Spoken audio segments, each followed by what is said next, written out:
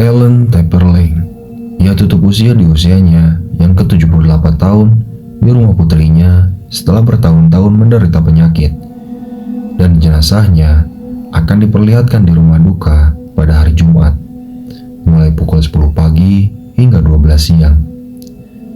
Kisah ini akan berfokus pada putri Ellen yang bernama Annie, seorang wanita dewasa yang sudah berkeluarga. Ia memiliki suami bernama Steve dan 2 orang anak, yaitu Peter, si sulung yang duduk di bangku SMA, dan Charlie, si bungsu yang penuh keunikan. Pagi hari, Steve membangunkan Peter yang masih terlelap di kamarnya, dan Charlie yang justru ketiduran di rumah pohon miliknya. Mereka sedang akan bersiap untuk pergi ke rumah duka.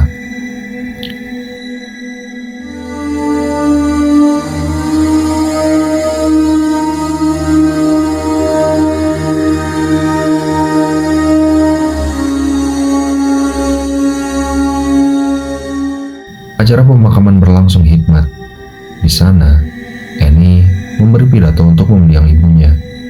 Namun, dari cara bicara dan pembawaannya, terlihat jelas bahwa hubungan mereka tak begitu dekat. Selesai pidato, Charlie terlihat sedang memakan coklat. Steve terkejut, khawatir karena Charlie punya alergi kacang yang bisa memicu asmanya kambuh. Untung saja kali itu tidak terjadi apa-apa.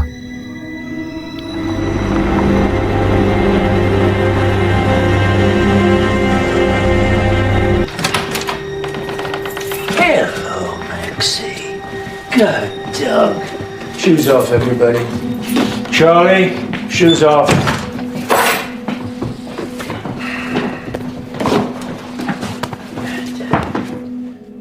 Sekembalinya ke rumah, mereka langsung istirahat.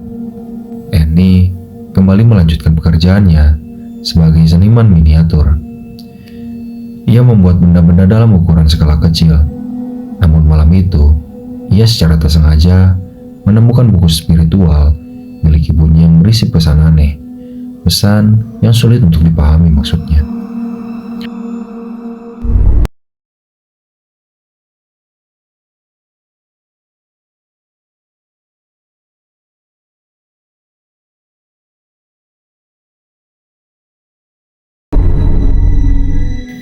Annie merasa tidak nyaman dan memutuskan untuk tidur. Namun, saat ia mematikan lampu, tiba-tiba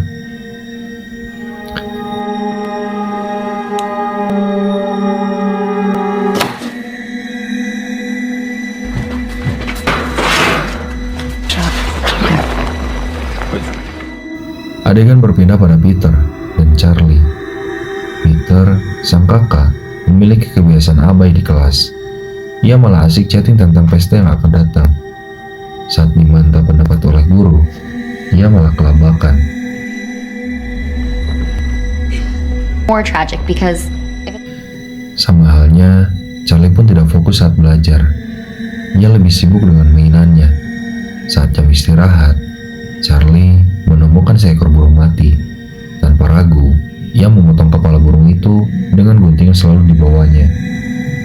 Aneh memang, dan tak hanya itu, ia melihat sesosok wanita asing memperhatikannya dari kejauhan. Tak jelas siapa wanita itu.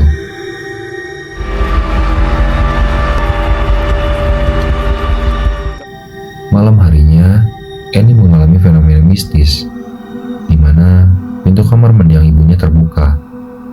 Annie bertanya pada Steve, namun Steve tidak merasa membukanya. Karena merasa terganggu, Annie memutuskan mengikuti grup curhat.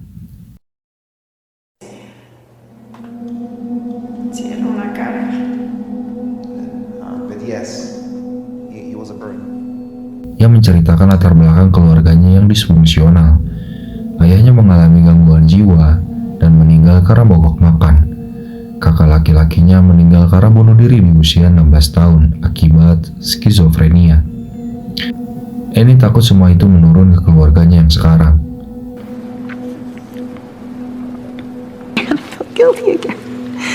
when she got sick, I am blamed. Lalu keesokan paginya, Charlie melihat cahaya aneh di kamarnya. Ia mengikuti cahaya itu hingga keluar rumah dan melihat sosok neneknya berdiri di tengah lingkaran api, seolah sedang melakukan ritual.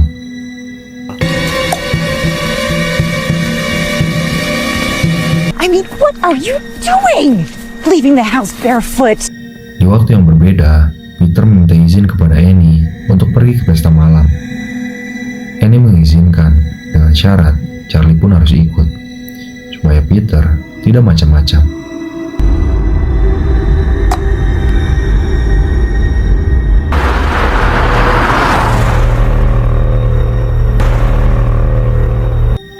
Di pesta, Peter sibuk mendekati gadis yang ia taksir dan menawarkan tembakau haram. Charlie yang terus mengikutinya disuruh makan kue agar anteng.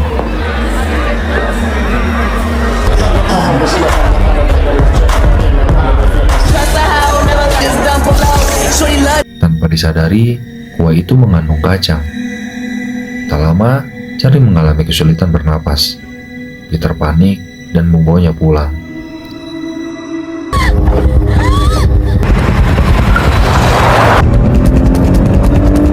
Di tengah perjalanan, Charlie membuka jendela untuk mencari udara.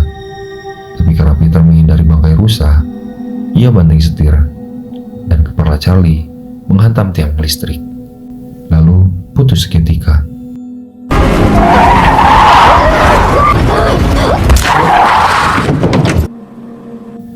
Peter yang shock hanya duduk diam di dalam mobil. Ia tidak memberitahu siapapun.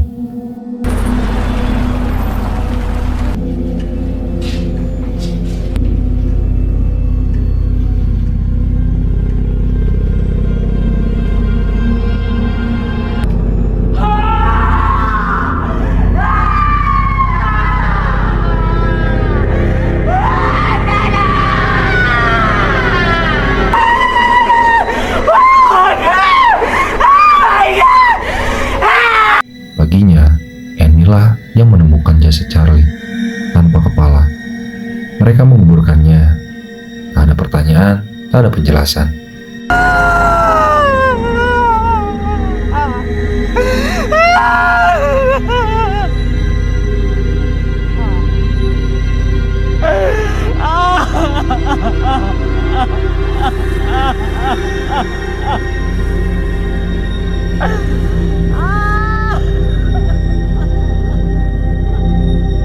Sejak saat itu, hubungan Annie dan Peter memburuk. Mereka tak lagi saling bicara. Peter jadi lebih pendiam. Annie sedang tidur di rumah pohon, tempat Charlie biasa bermain.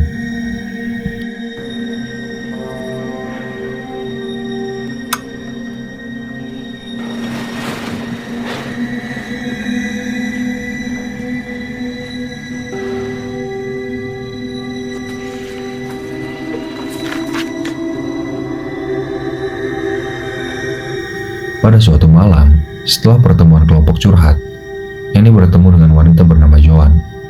Joan tampak perhatian dan memberi alamat rumahnya bila Annie butuh teman curhat. Thank you. Really. Bye-bye. Malam berikutnya, Annie tidak bisa tidur. Ia meminta izin tidur di rumah pohon. Peter juga tidak bisa tidur. Ia sering merasa parno sejak Charlie meninggal.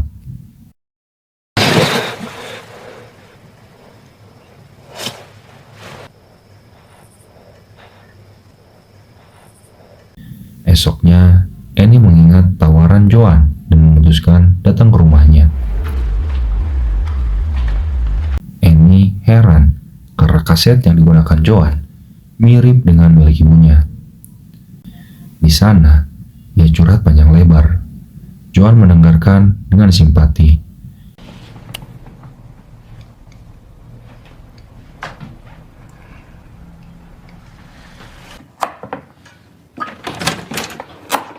Hey, that was quick. Did you bike all the way here? No, actually, my friend drove me home.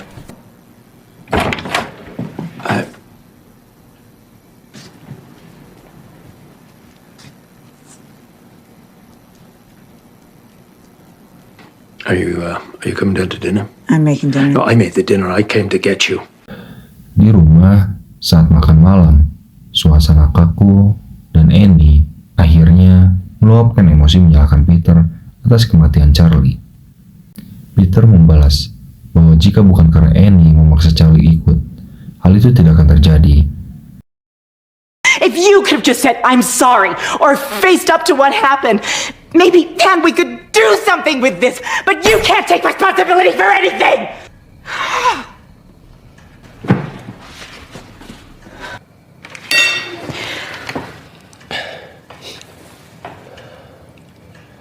Di hari lain, Annie bertemu dengan Joan lagi. Joan berkata bahwa ia baru saja ikut ritual dengan dukun yang bisa memanggil arwah orang meninggal.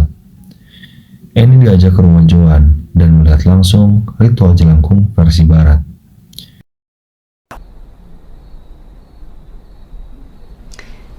Nice mood setter.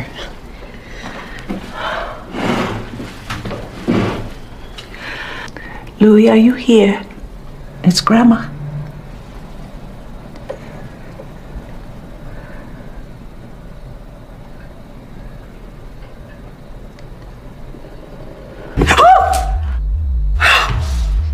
Hi, Louis.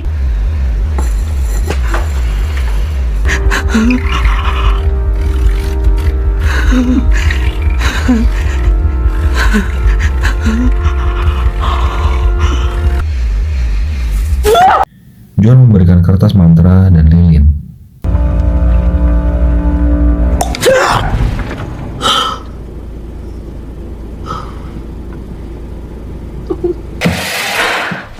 We can do it over here then. Annie penasaran dan mencoba ritual itu di rumah bersama Steve dan Peter. Charlie, it's Mommy.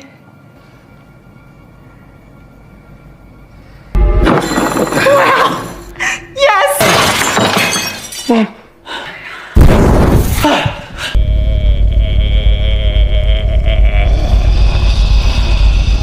Hello? Saat memulai, Annie kerasukan arwah Charlie. Peter pun ketakutan. Steve menyiram Annie dengan air agar sadar.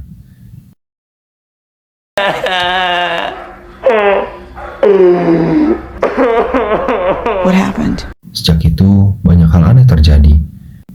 Peter melihat penampakan.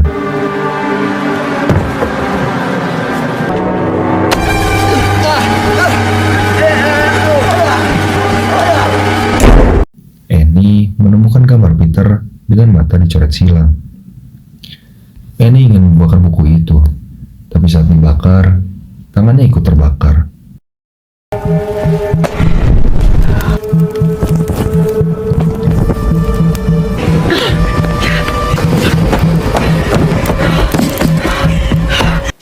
Ia curiga semua ini karena ritual jelangkung. Annie kembali ke rumah Joan, tapi rumah itu kosong. Hanya ada altar dengan foto Peter di tengah-tengah. Ia sadar, Joan bagian dari sekte. Ia pulang memeriksa barang-barang ibunya. Ditemukan lambang yang sama seperti di kalung Joan, di tiang tempat Charlie meninggal. Dan di buku spiritual, Annie menemukan album foto ibunya, penuh dengan wajah para pengikut sekte. Joan termasuk salah satunya. Ellen, ibunya, adalah pimpinan sekte, penyembah Raja Paimon, salah satu dari 8 raja neraka. Paimon butuh tubuh laki-laki sebagai inang, dan targetnya sekarang adalah Peter.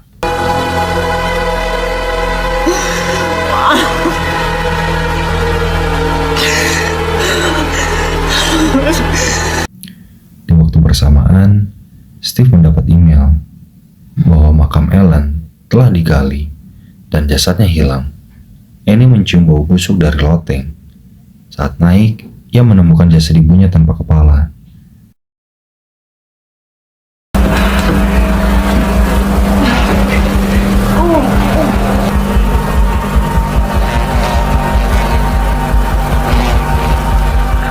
Our country has Di had sekolah, many about Peter the semakin struggles parah. in the 18th. Saat pelajaran, ia melihat cahaya dan wajahnya tertarik tak karuan. Ia menjerit.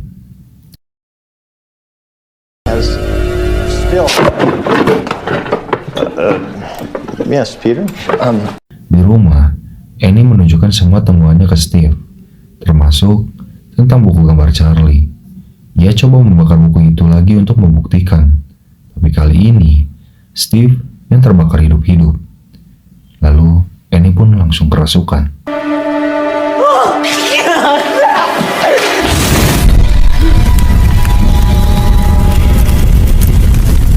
Peter terbangun malam itu. Ia mendapati rumah sunyi.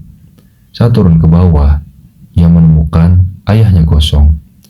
Dari sudut ruangan, sosok ibunya memanjat di plafon. Di belakang, pria telanjang berdiri sambil tersenyum.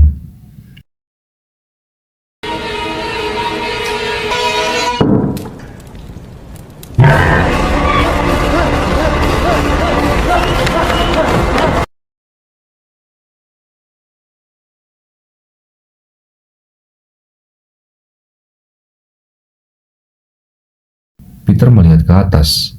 Annie menggergaji lehernya sendiri. Peter loncat dari jendela. Lalu cahaya masuk ke tubuhnya.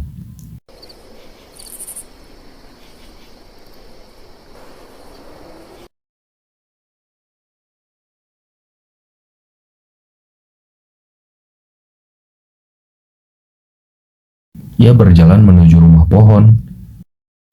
Di sana, para pemuja sekte menyambutnya.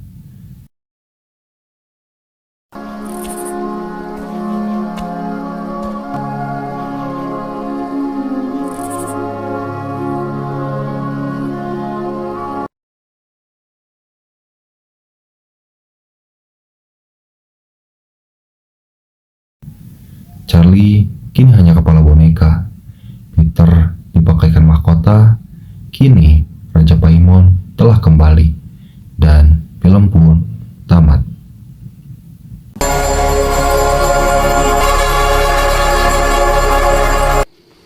Hail, Paimon!